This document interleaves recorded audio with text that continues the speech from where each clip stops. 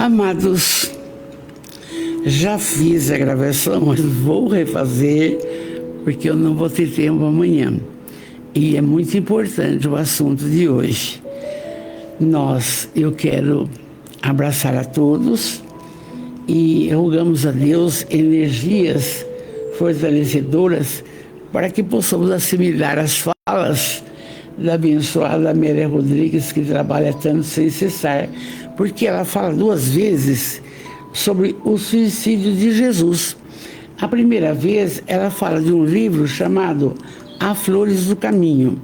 E nesse livro é a questão, é o 4º da série, e a questão é o capítulo 23. E no título, o título é Isto é lá contigo. E agora,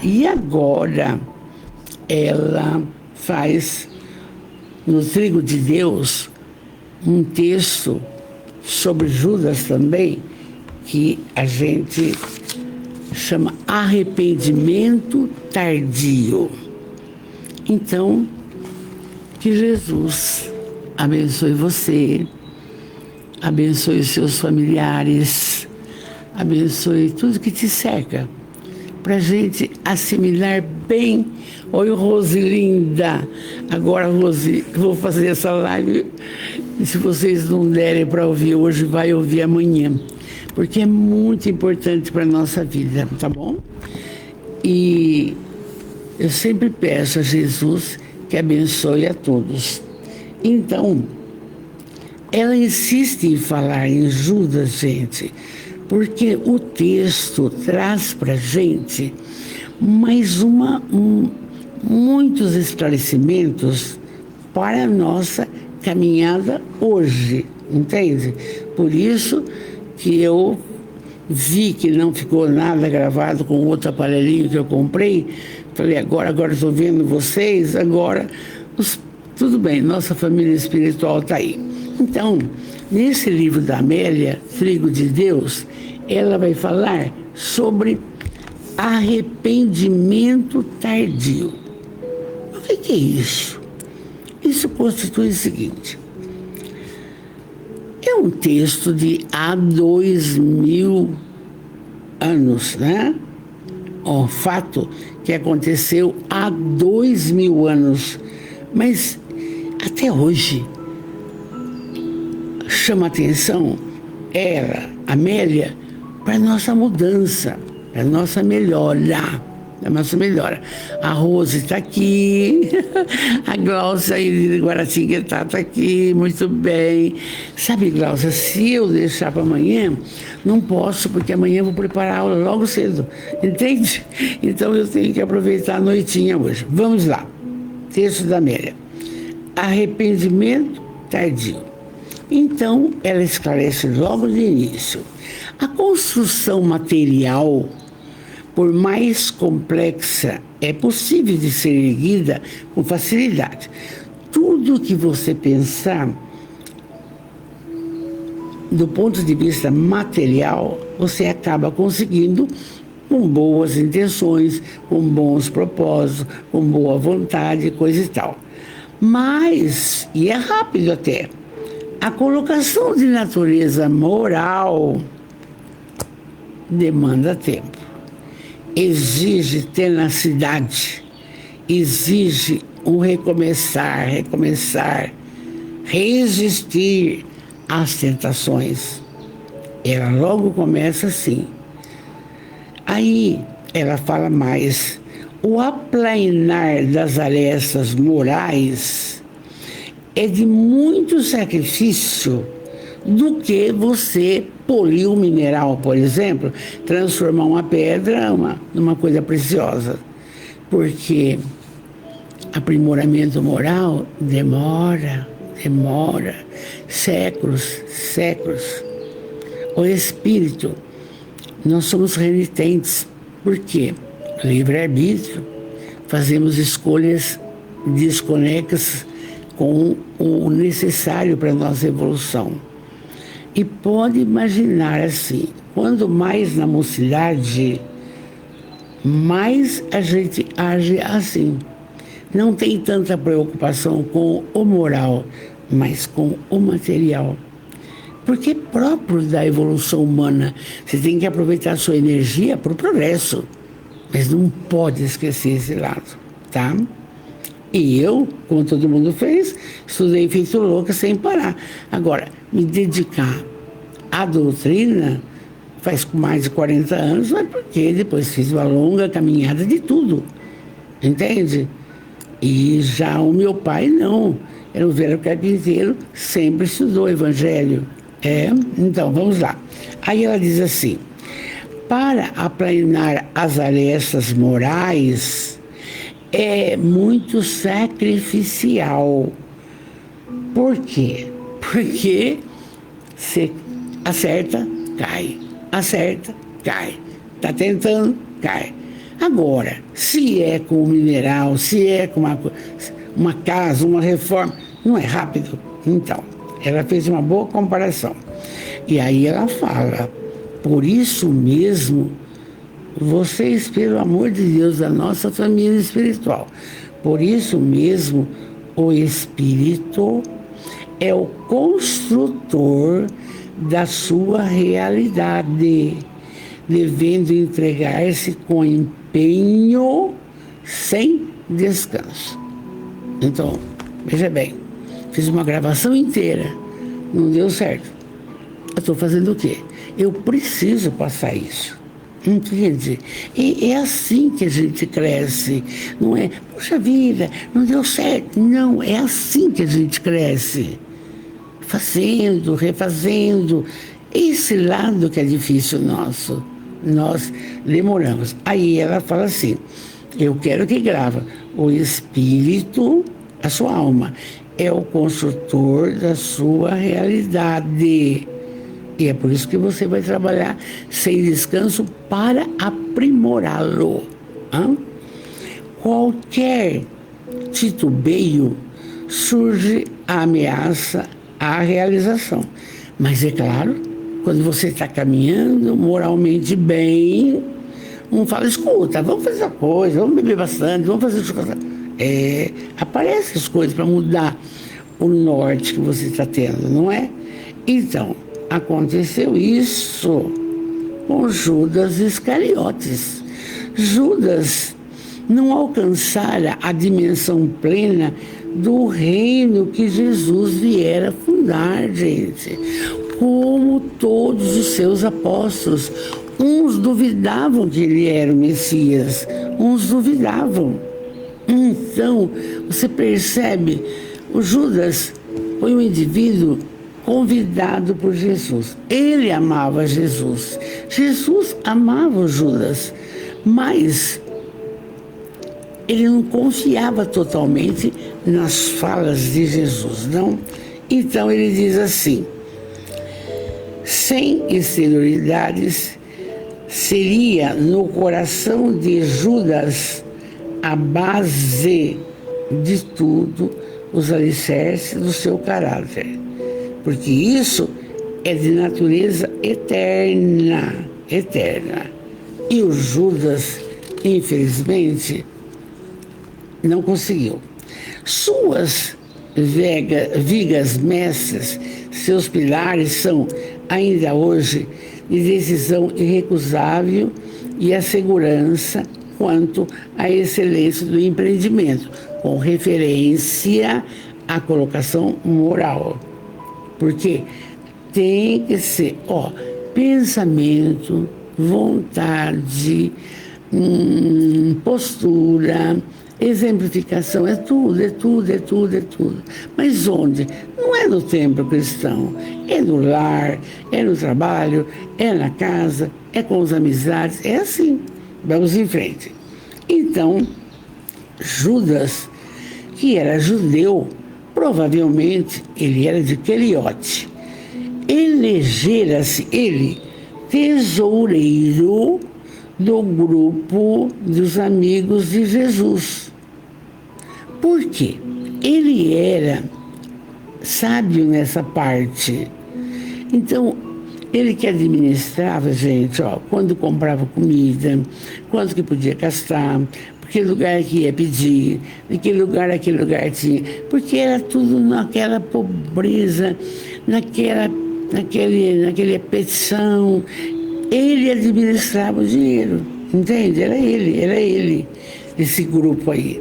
E ele era convidado, então, para esse serviço, para quê?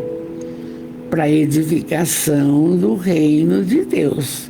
Não era para colocações materiais. Ele era imediatista e considerava as pessoas uma ótica distorcida, dando valor relativo, amoedado, social, transitório. E aí, até se tornar essa pessoa legendária da traição, da desconfiança e da ingratidão. Mas aí, ao longo da história, vocês vão verificar, ele não era mau. Ele não era mau.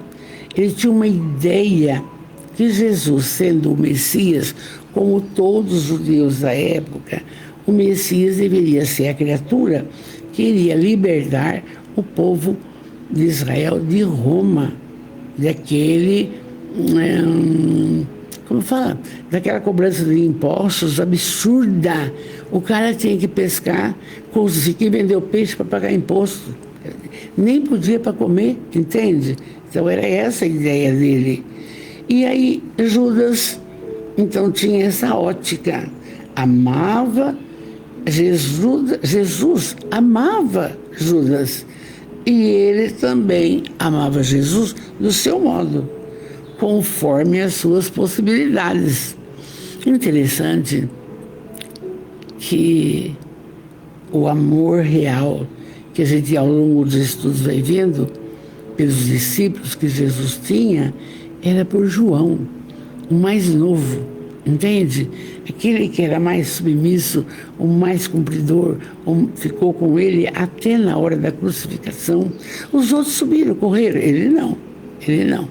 Mocinho, ficou com a Maria de Cleófas, Nossa Senhora, ficou com a Maria de Cleófas, ficou com Joana de Cusa, entende? Então, ali, o único apóstolo, o único, olha que lindo, não?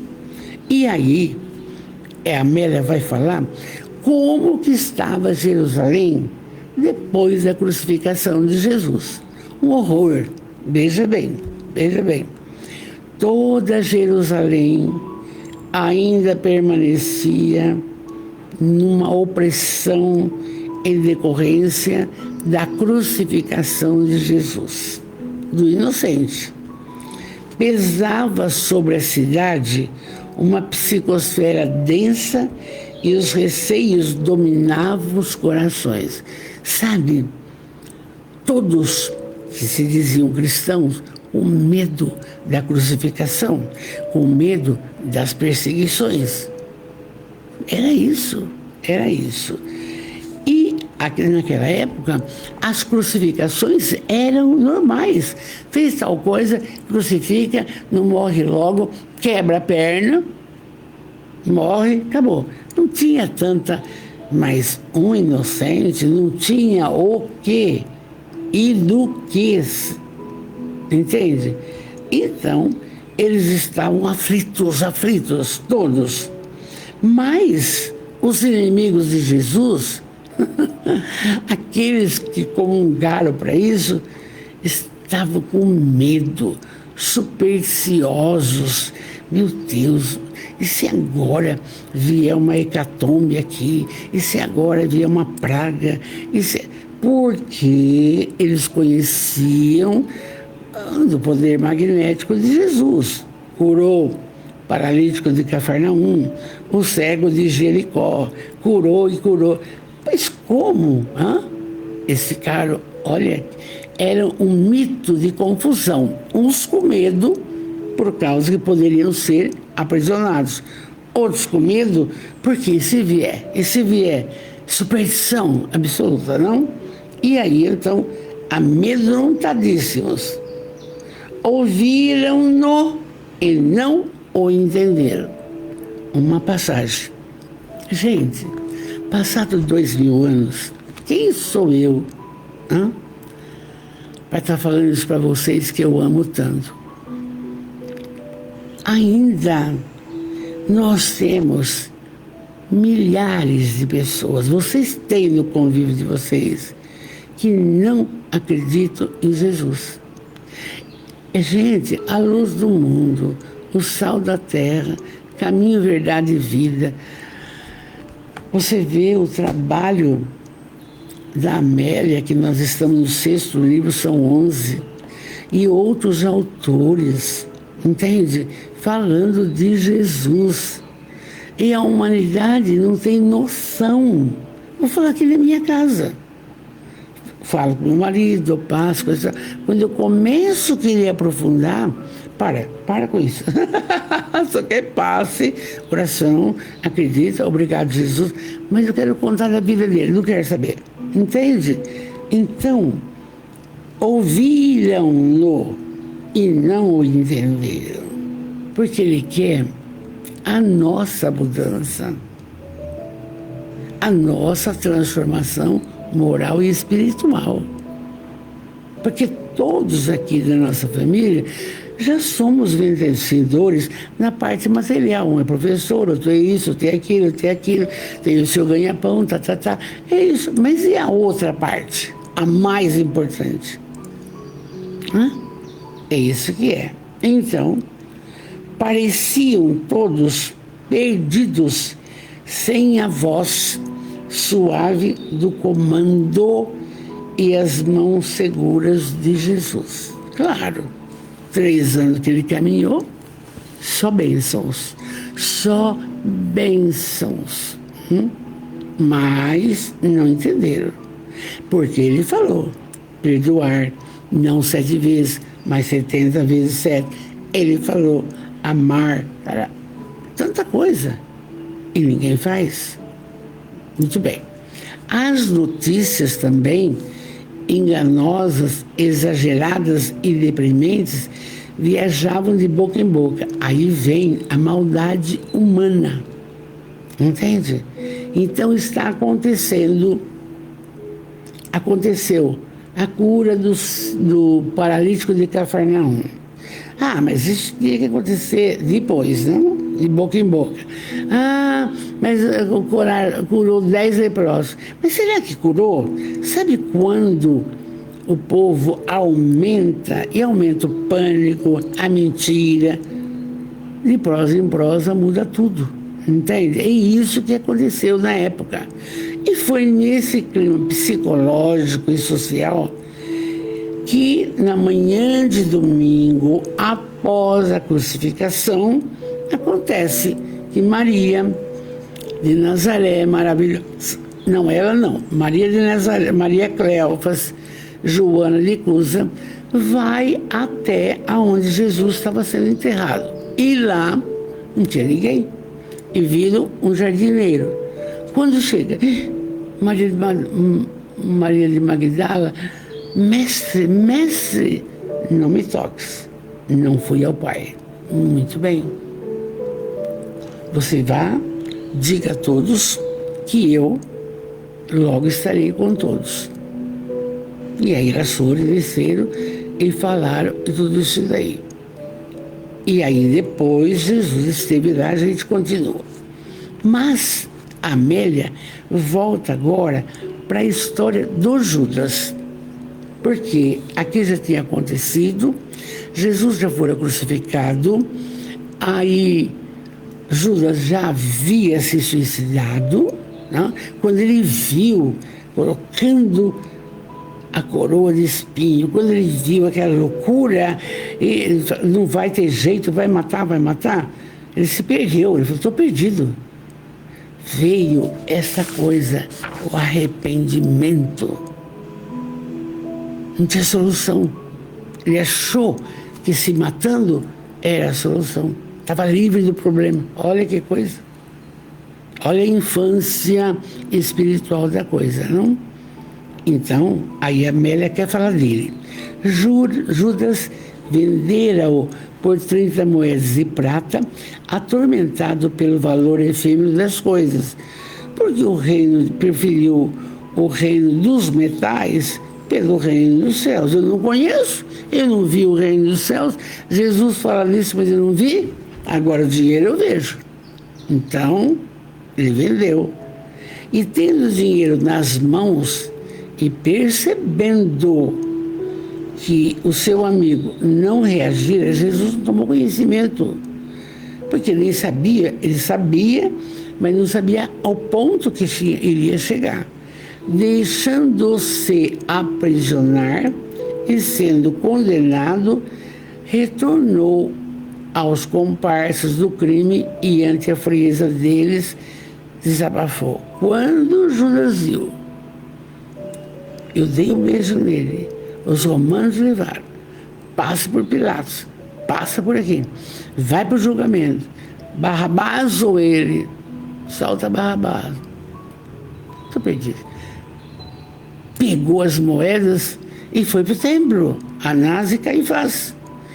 E ele chegou lá e falou, eu pequei, eu vim entregar aqui essas moedas, porque essas moedas aqui têm sangue inocente, ele não tem nada com isso.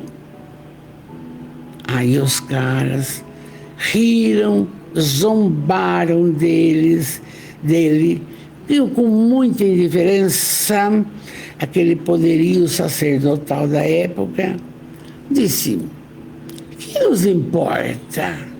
Isso é lá contigo. Você que fez, você que se vire. Olha que loucura. Nem o amparo da pessoa ele teve, nem nada. Sem dimensão para compreender a extensão vil daquelas almas, ele atirou as moedas, saiu e foi enforcar-se. Mas vocês vão ler no texto a fala de Jesus com ele depois, é bonita. Aí vem uma fala para nós, eu entendi bem, vocês vão entender. Os indivíduos fracos não se enfrentam. Não. Ele deixa para o outro resolver. Ele não enfrenta. Fugindo da consciência, são-lhe vítimas permanentes por não poder liberar-se do seu aguilhão de fraqueza. Não é capaz, vamos supor, numa reunião de diretores e professora, o diretor está lá falando, ai, tudo quieto. Mas um lá fala, mas não é bem assim, porque na sala de aula, porque os outros são fracos, tem medo do diretor, não fala. Esse exemplo que ela quer dar. E aí, a culpa. Oi, Ana Maria, olha que hora, Ana. Eu gravei, mas não deu certo. Estou regravando, amor. Joana Lem, boa noite, querida. A culpa, olha o que a Joana fala. É ferrete cravado no cerne do ser a revolver-se cortante. Quando nós temos culpa de alguma coisa, aquilo fica falando, aquilo fica rodando. Você não tem paz, você só pensa naquilo, pode notar. E só a sujeição à realidade com honesta disposição de reequilíbrio arranca o indivíduo amenizando a dor. Só quando a pessoa acha o reequilíbrio. Então, conversando com a nossa família espiritual, claro que nós temos falhas e muitas vezes que temos arrependimento daquilo. E como é que a gente faz? A senhora tem algum arrependimento? Eu tenho. E já venci. Eu lecionava, quando eu tinha 35, 40 anos, cedo, de tarde, de noite, 44 aulas de português em várias escolas, era uma coisa louca. Babá. Muito bem. E eu chegava em casa, depois do primeiro período, tirava só meu avental, punha na sala de jantar, benção mãe, parará. Ela ficava sempre sentadinha no canto da porta, numa cadeirinha de praia, tinha um crochêzinho ali, eu ficava, via o movimento dos netos, ia chegando, benção mãe lá. Um dia, nessa correria, cedo de tarde e noite, cedo de tarde. Numa correria dessa, eu cheguei na hora do almoço. Benção, mãe. Não esperei minha mãe responder. Vim pro lado da cozinha da copa. Um pedreiro que estava aqui falou: a senhora viu? A sua mãe não está bem. Não, minha mãe está. Sua mãe não está bem, não. Subi. Olhei minha mãe. Mãe, já tinha colocado o crochê no braço da cadeira e havia desencarnado. Me deu um desespero, me deu uma loucura que vocês não podem imaginar. Veio uma onda de arrependimento na alma. Por que eu não conversei mais com ela? Por que eu não dei mais atenção? Por que eu não escutei as prosas dela? Só trabalhar. Demorou para passar isso.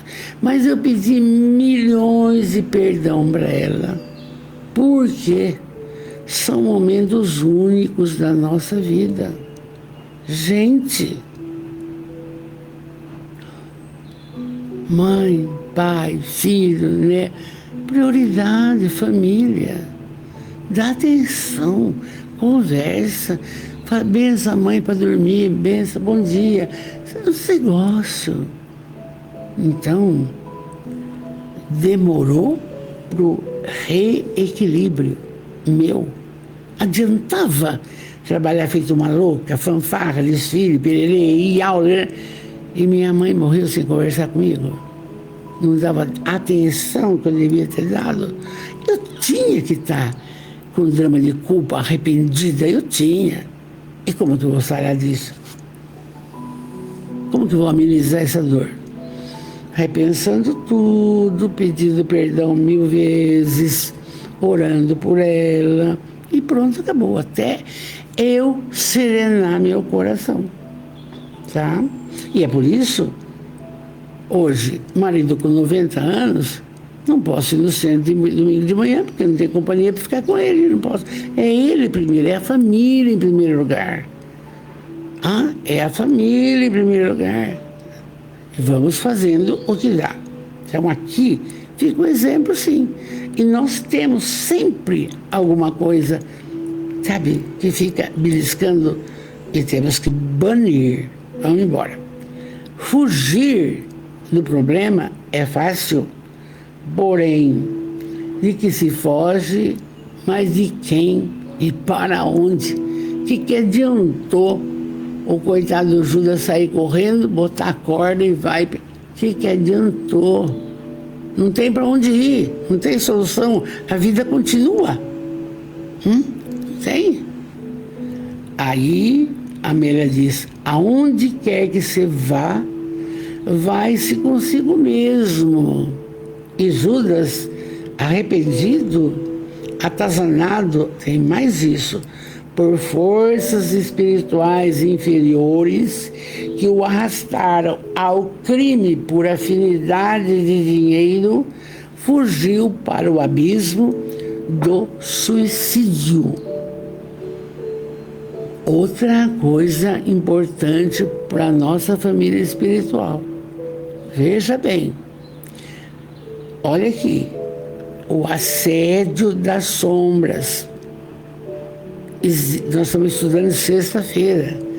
É uma coisa muito importante para a gente avaliar, orar mais, perdoar mais, fazer caridade, não ter pensamentos feios, porque eles veem os pensamentos e ajudam a fazer a coisa errada.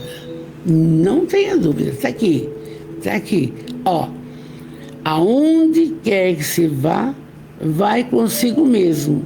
E Judas, arrependido, foi atazanado por forças espirituais, porque ele gostava de dinheiro, ele dava valor para dinheiro. E os espíritos que ele viu por aí, a caída dele. Por isso que aconteceu. Então veja bem, ele abandonava o reino da luz, que fora a construção a que ele foi convidado para as trevas do umbral. Foi para as trevas. O Vale dos Suicidas. Existe. E tem mais. Na outra fala, não lembrei disso. Maria de Nazaré tem um hospital na espiritualidade, que é o Hospital dos Suicidas. Ela tem mensageiras que vão buscar no vale quando o espírito fala: meu Deus, me ajuda, buscar no vale e levar para tratamento, entende? Mas com Jesus foi diferente, vocês vão ver. Então, apesar de aparecer as mulheres que foram ao túmulo, olha só, Jesus, ó o que ele fez, gente. Isso que é lindo, e por isso que eu falei, vou repetir a live. Jesus descerá à região do umbral aonde estava Judas. Quer dizer, Jesus avisou as mulheres: ó, avisa depois que eu vou lá combinar com todos da Boa Nova para de divulgar. Mas presta atenção, agora eu não posso. Mas antes ele foi no Vale dos Suicidas conversar com Judas. Olha o que ela diz. Judas estava se debatendo numa constrição psíquica do laço que o enforcara. Ele sentia até aquela hora o laço no pescoço enforcando ele. Ele querendo respirar, porque é assim que funciona. Se o suicida soubesse disso, ninguém se suicidava, porque ficam as mesmas coisas, entendeu? E ele nesse sufoco. E Jesus, chegando, viu isso. Ele desse jeito, e os espíritos que colaboraram para fazer a anarquia que fizeram, rindo as espamparras, felizes, está vendo? Olha, veja, você nos obedeceu, olha aí.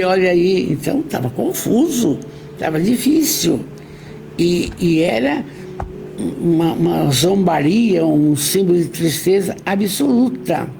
E aí, diante disso, nesse local, chega Jesus. E os espíritos das sombras?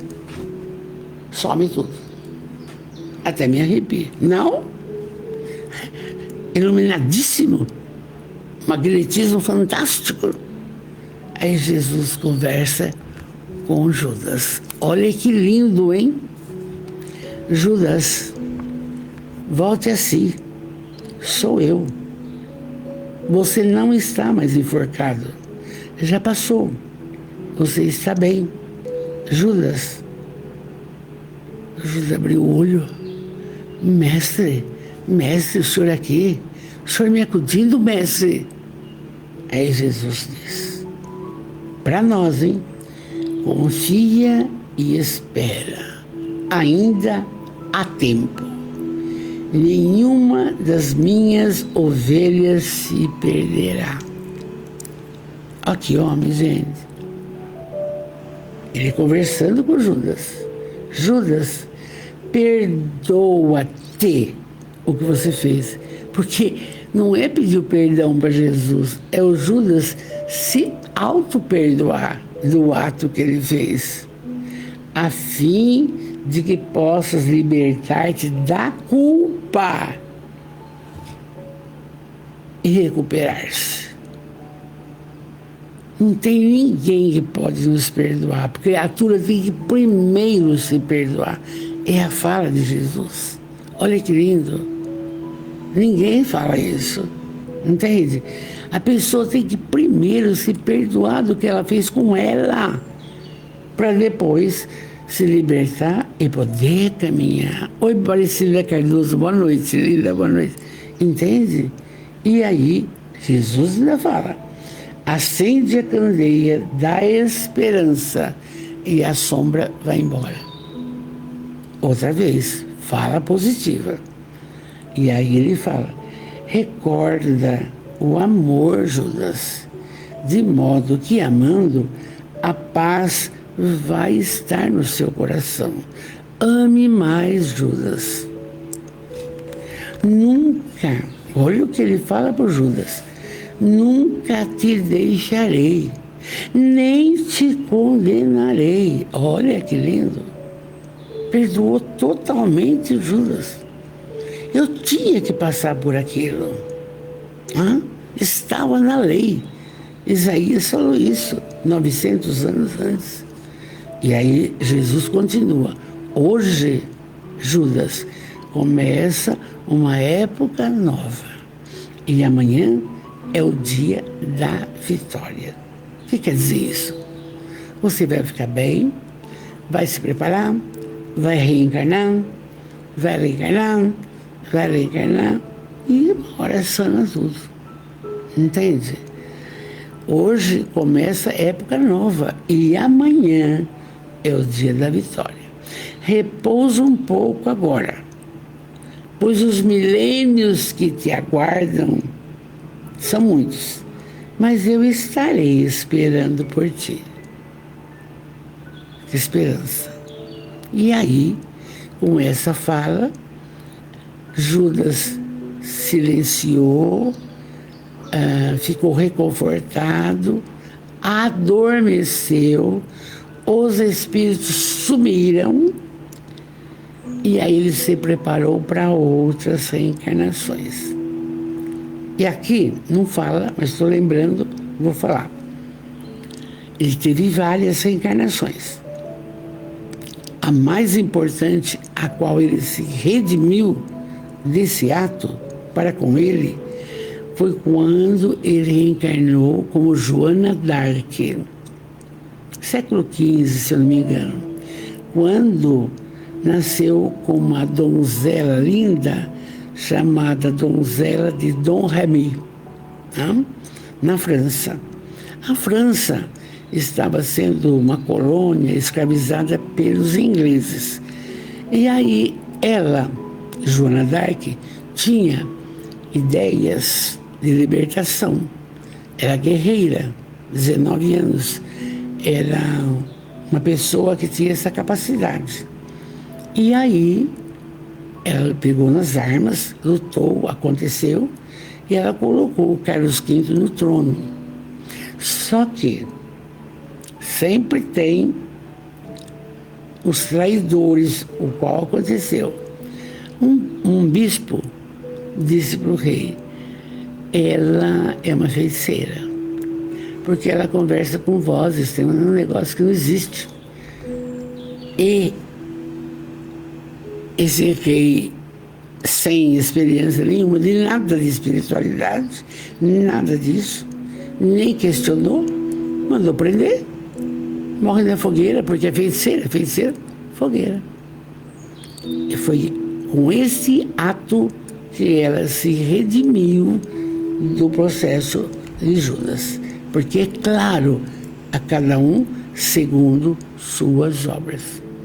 Não adianta, ninguém vai fugir daquilo que fez, ou nessa ou em outras vidas.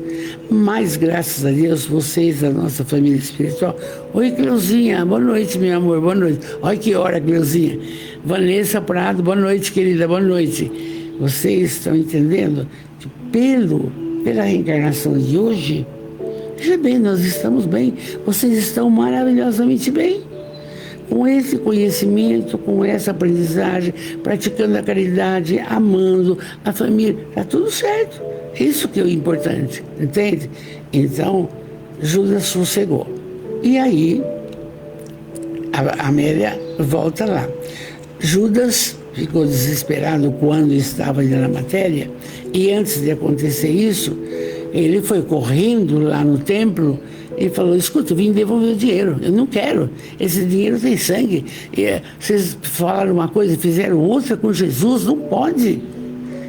E aí os sacerdotes, não podemos pegar o dinheiro e colocar no tesouro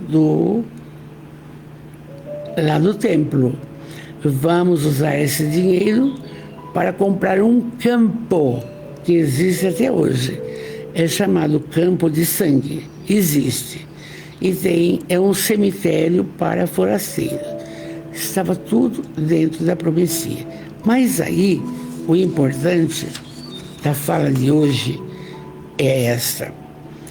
O reino do céu, era a fala de Jesus, é o plano espiritual, está no coração.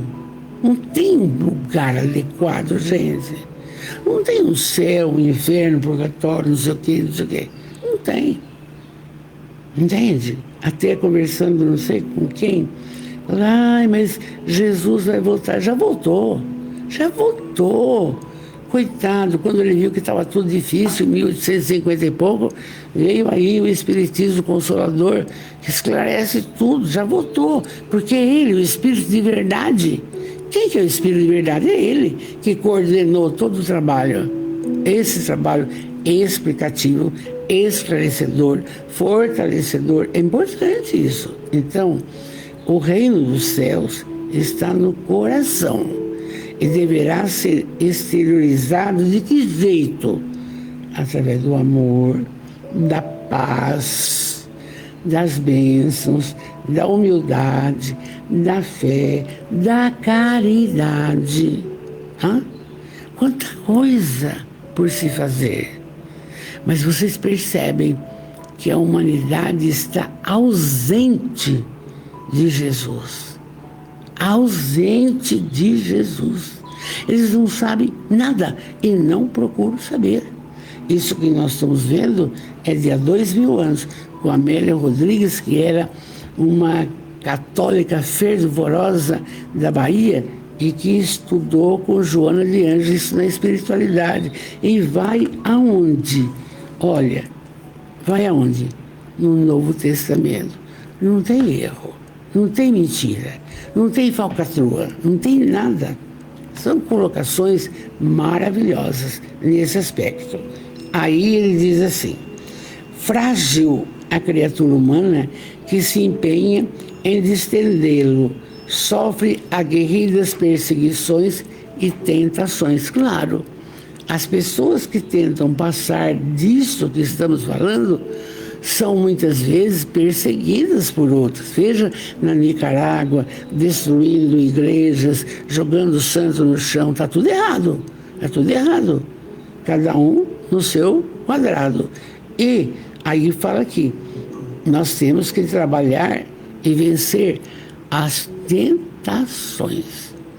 Porque você não está livre disso daí.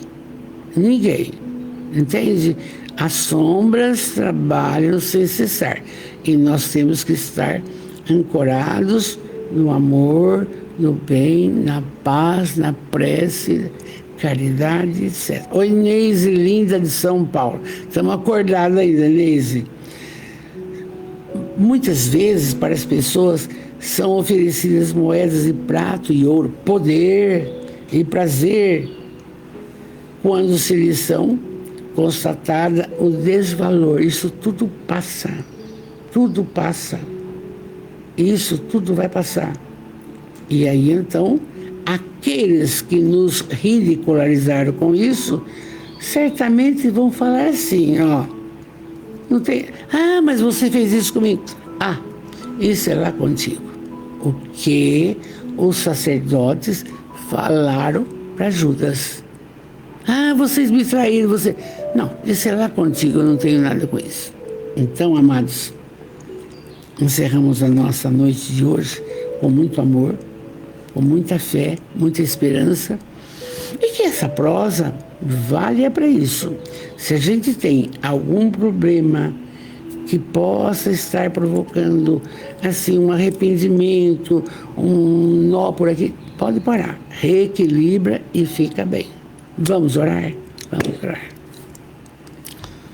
Deus, soberanamente bom e justo, Jesus, o amigo, o mestre, o companheiro, Espírito protetor de todos que aqui estão, a nossa família espiritual, Ismael, que cuida do Brasil, benfeitores espirituais amados, obrigado, sempre obrigado, por tudo que nos tem concedido, o dom da vida, esta reencarnação, Obrigado, obrigado pela família que conseguimos.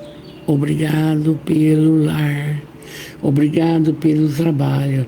Mas obrigado, amados, pelos conhecimentos que vêm chegando para a nossa mudança moral, para a nossa evolução espiritual. Obrigado, obrigado. Obrigado por tudo. Agora, enquanto oramos, você pede algo que está atrelado, não está bem, você precisa resolver, e somente através da oração. Pedi e obtereis, falou Jesus. Ora, batei, a porta vai se abrir, busca e acharás. Meu Deus, vamos confiar. Peça. Pai nosso, que estais nos céus, santificado seja o vosso nome, venha a nós o vosso reino, seja feita a vossa vontade, assim na terra como nos céus. O pão nosso de cada dia nos dai hoje, mas dai-nos o pão da alma, e não nos deixeis cair nas tentações que vimos hoje à noite. Livrai-nos dos males do poder, da sede de dinheiro, livrai-nos das materialidades, livrai-nos, porque o Senhor pode. Graças a Deus. Amados, uma linda noite com Jesus. Muito obrigado pela paciência de hoje. Houve um desconforto. É a segunda vez que ele fala a mesma coisa, mas com muita alegria. Abraço a todos de coração. Fiquem com Deus. Meu carinho, meu amor, meu tudo. Obrigado, Jesus. Obrigado, Jesus. Obrigado, Jesus.